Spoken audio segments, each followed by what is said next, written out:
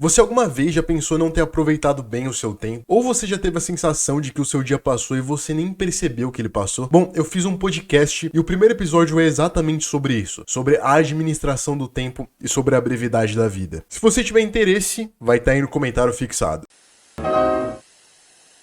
Fala rapaziada, hoje a gente vai analisar um episódio de apenas um show onde o Mordecai e o Rigby revivem um homem das cavernas. E esse homem tem que se adaptar ao mundo moderno. Se você já viu esse episódio, você sabe que ele não termina de uma forma tão legal e que eu vou jogar muito esse carinha das cavernas aqui. O episódio começa com os dois entrando despretensiosamente em uma caverna e acendendo uma fogueira lá dentro. E vocês já estão acostumados com apenas um show. Cada coisa que acontece é decorrência de uma maluquice ainda maior. E os dois continuam ali dentro, festejando e sendo felizes só porque sim. Aparentemente eles acordaram e pensaram: por que a gente não vai acender uma fogueira dentro de uma caverna hoje? Eu sinceramente acho que todo mundo deveria fazer isso pelo menos uma vez na vida, porque parece uma experiência muito louca. Mas mesmo no meio dessa curtição toda, eles ainda têm tempo pra filosofia. Onde você se vê daqui a 10 anos? Recentemente me fizeram essa pergunta e eu respondi de forma meio superficial, mas eu gostaria de ouvir de vocês, meus queridos telespectadores, como vocês se veem daqui 12 anos. Em vez de responder coisas como eu me vejo em um emprego melhor ou eu me vejo com independência financeira, eu gostaria que vocês me respondessem como vocês esperam que o caráter de vocês esteja daqui 12 anos. Sua alma vai estar mais resiliente, você vai estar se conhecendo melhor, enfim, respondam como desejarem. Antes deles pegarem no sono, o Rigby supõe deles acharem uma terceira pessoa para compor aquele grupo. Nisso, eles acabam dormindo e a pedra de gelo gigante que estava do lado deles derrete. E daí surge um homem das cavernas antigo e congelado. Ou descongelado agora, né? Os dois fazem amizade com ele depois de um breve sustinho. E eu não sei se é coisa da minha cabeça, mas o Mordecai e o Rigby fazem um sinal positivo com o polegar pra cima, ao que o homem das cavernas também responde com o polegar positivo. Isso me parece uma forma subjetiva de mostrar que ele estava se comunicando, já que o polegar foi essencial para a evolução humana por permitir o uso de ferramentas e enfim. Eu não vou me aprofundar muito nisso, porque daqui a pouco estão me chamando de louco aí nos comentários, ok? Em seguida, eles levam esse homem das cavernas pro parque, só que o Benson diz que o parque não tem seguro para isso e manda o despachar. Acontece que os dois sentem dó e o Benson acaba cedendo pra isso e fala que vai dar uma semana pros dois o educarem, pois sem educação esse homem não poderia sobreviver ao mundo moderno. Eu achei um pouco preconceituoso da parte dele, né, mas tudo bem. Em menos de uma semana todo mundo ali consegue ensinar várias coisas pro homem na caverna e parando pra pensar nessa parte, chega a ser um absurdo tanto de conhecimento que a gente tem hoje em dia em várias áreas no nosso mundo. Por exemplo, ele aprendeu música, tecnologia, linguagem, idioma, ciência e todo o resto, fora os acontecimentos históricos de cada país. E isso pode ser equiparado com o tanto de coisa que a gente também aprende durante a nossa vida. Nós sabemos coisas demais e mesmo assim ainda somos bem burros de modo geral. É como eu recentemente li em um livro chamado Uma Breve História do Tempo de Stephen Hawking, onde ele diz que há alguns séculos uma pessoa seria capaz de saber todo o conhecimento que existia na humanidade, mas hoje a gente pode saber muito sobre alguma área e mesmo assim não saberemos tudo sobre ela. Ou seja, o número de conhecimento existente ultrapassou muitas vezes a nossa capacidade de conter e de saber esse conhecimento, embora a gente não use toda a capacidade por diversos motivos.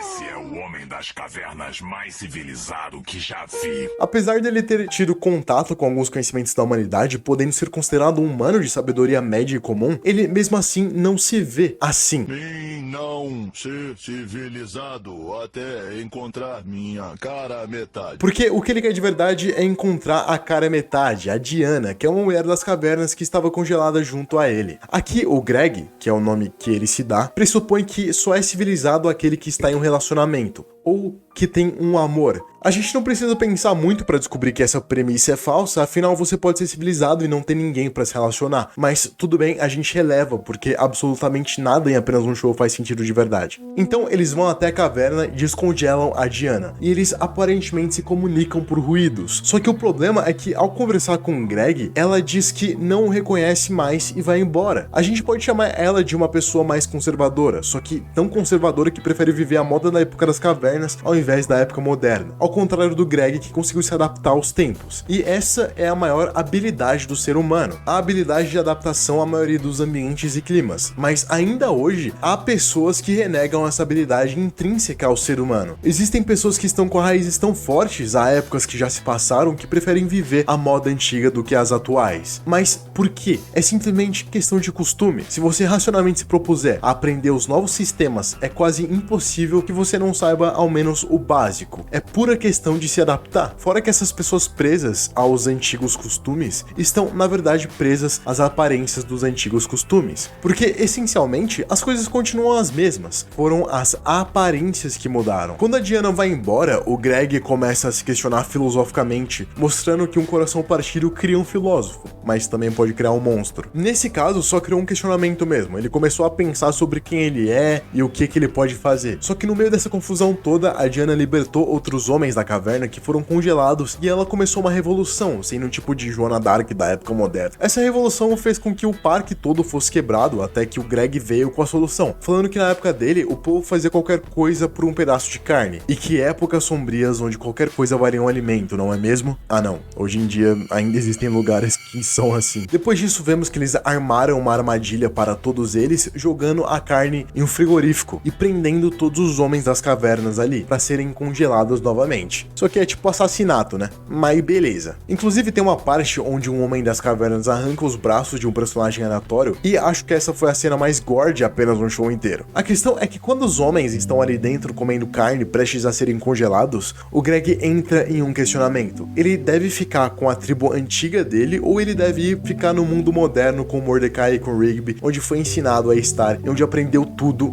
ou quase tudo, sobre. O que você faria se você estivesse no lugar do Greg? Você iria pro mundo moderno ou iria com as pessoas que você já conhecia eras atrás? Eu acho que essa não é uma pergunta muito difícil de ser respondida, e vocês até podem imaginar a resposta do Greg. Mim não precisar de TV nem calça.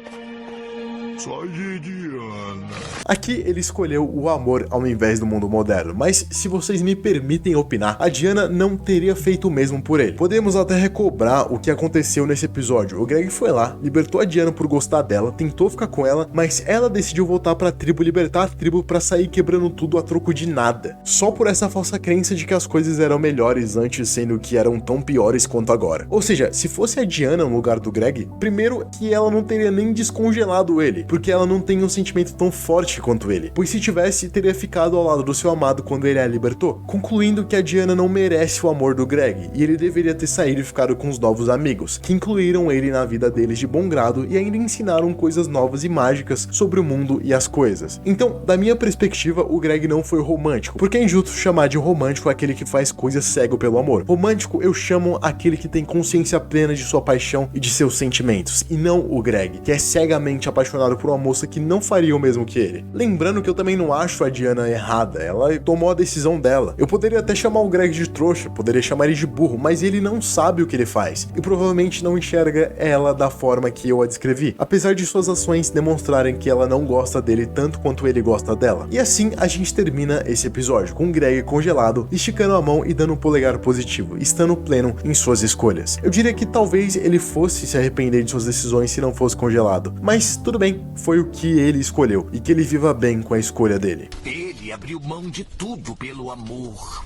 De certa forma, ele era mais civilizado do que todos nós. Eu não diria que ele foi mais civilizado que todos nós por ter largado tudo por amor, ou eu sou insensível demais, ou o Greg tava muito emocionado.